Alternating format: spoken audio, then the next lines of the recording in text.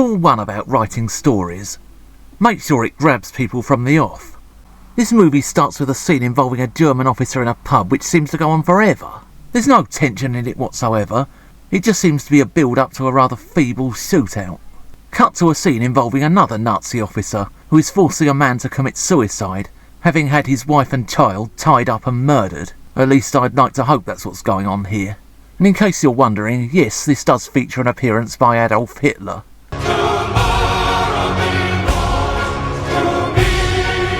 The problem here is that the casting requirements don't seem to have gone beyond must be able to stick a little moustache to his face.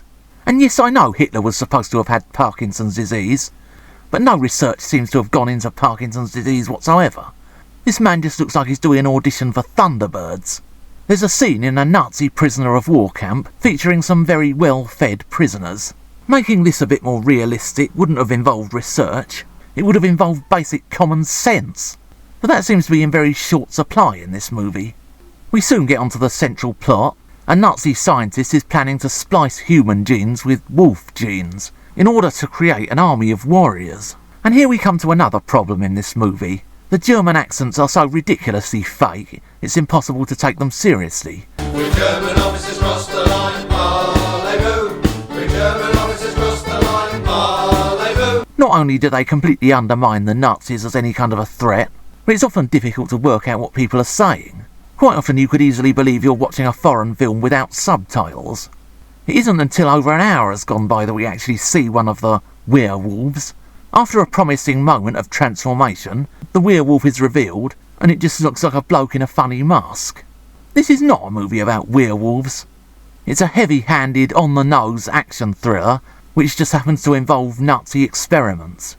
It has a lot of soldiers, fighting, shootouts, grisly close-ups of victims, and shouty military types.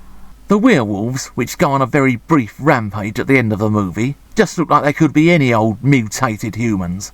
And it doesn't help that they're so obviously people in masks. I honestly believe the werewolf references were thrown in at the 11th hour, because this movie comes across as similar to a lot of the dodgy B-movies of the 50s and 60s. Basically, it started out in some other genre.